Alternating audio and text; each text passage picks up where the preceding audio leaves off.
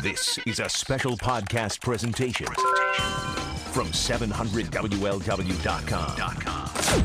This is Darryl Parks on Demand. Good morning, non-essential government employees. All 800,000 of you. Good morning. How would you like to get a note from your employer saying you're non-essential? You're not you know what that means? That means you're not really needed. 2 million government employees, 800,000 are considered non-essential.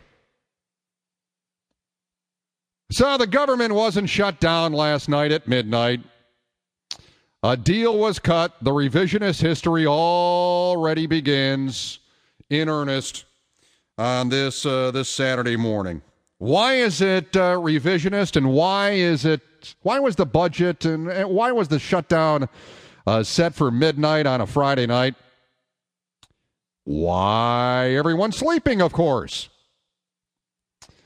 Not a big news cycle on Saturday mornings. In fact, if you tune in the Saturday morning news programs on cable or on the broadcast TV stations, what are they talking about?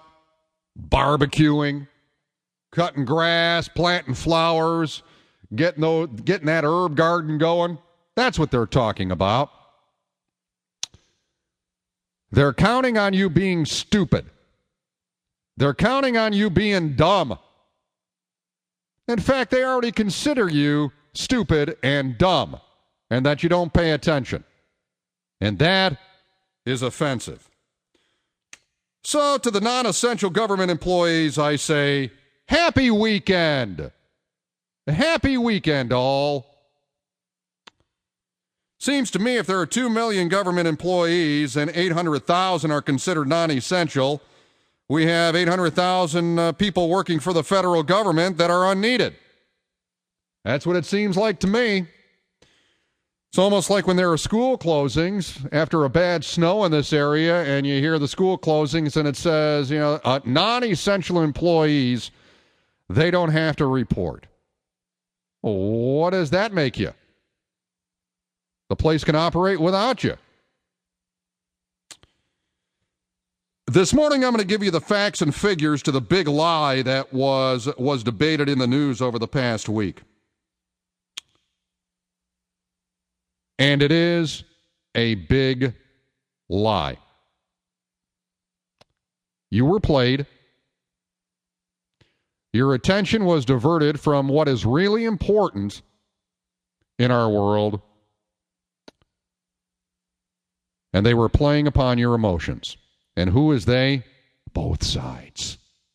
All of them. They want you to be stupid. They want you to be dumb. I went through a listing of government agencies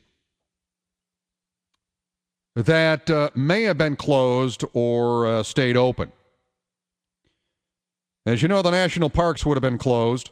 Homeland Security, they weren't really sure. Some people would stay. Some people would be furloughed.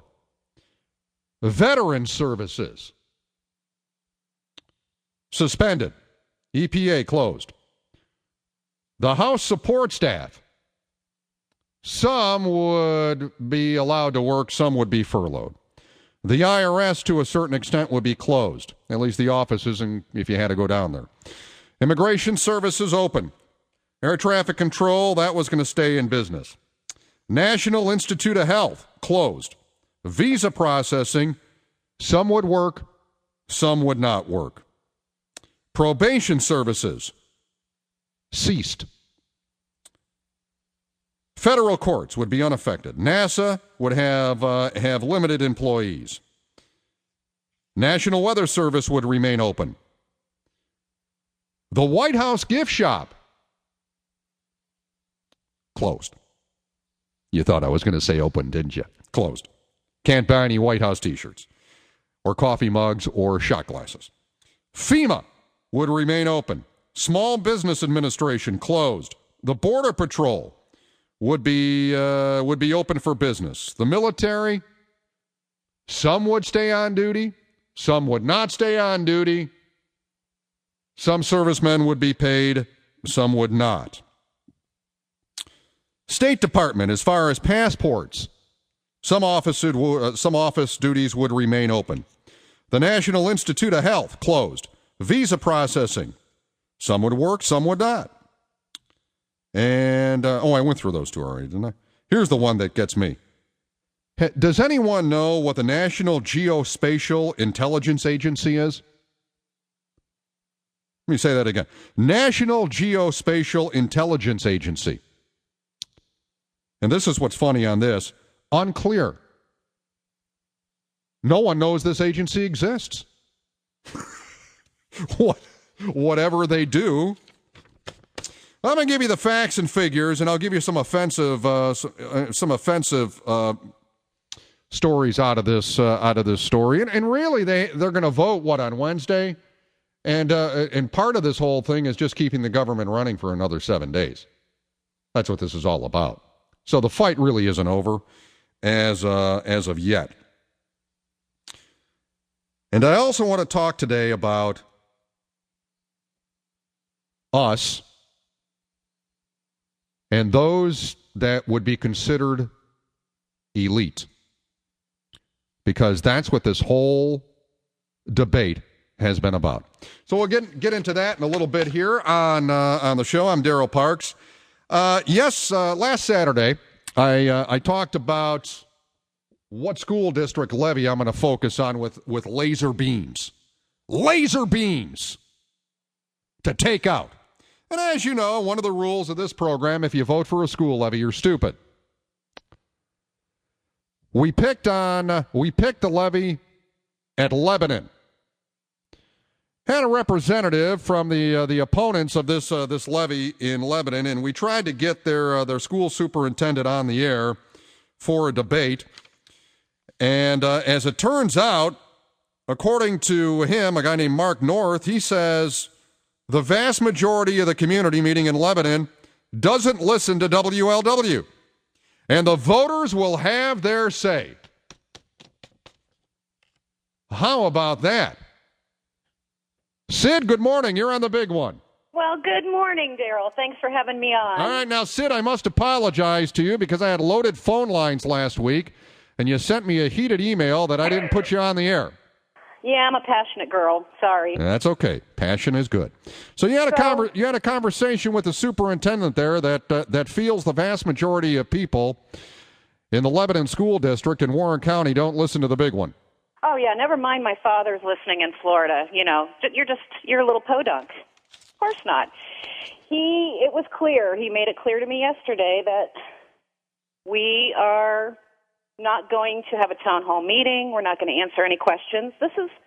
I've been down the road with this guy before. All right, now, Cyd, what are some of the questions you have with the superintendent and also the school board in Lebanon? And they're trying to raise taxes there and another school levy.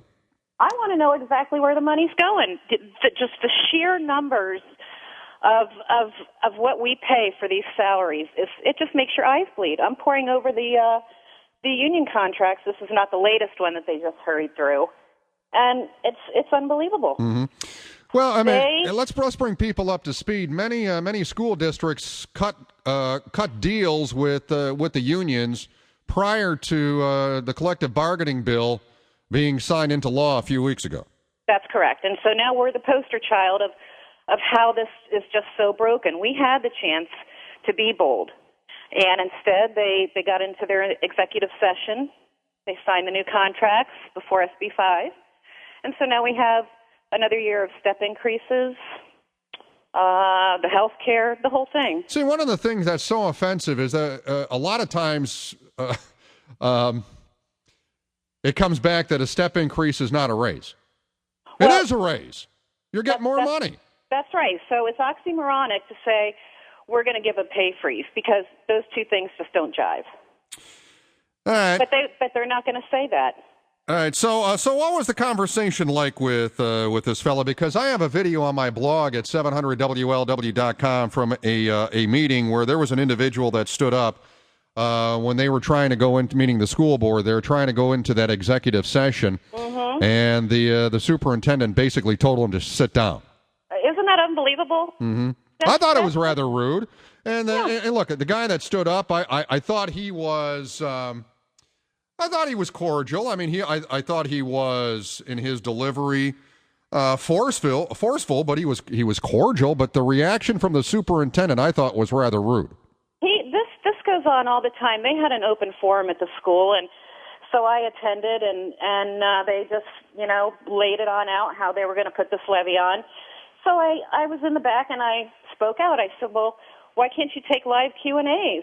I have questions. I have thousands of questions. He goes, well, we have postcards over there, and I have thousands of postcards.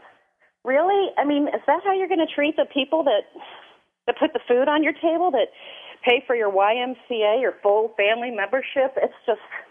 It's mind-bending. Well, and it's all about, sadly, it's all... $650 we pay for this man's car every month. Say what? $650. What kind of car does he have? I have no idea. Oh, you got to check that out. I mean, for $650 a month, you can get a Mercedes. Isn't that unbelievable? I hope he's not driving a Chevy or a Ford or a Chrysler. I mean, that kind of coin, you can go up to the Mercedes dealer here up the street on Montgomery Road, get yourself a nice ride. That's right.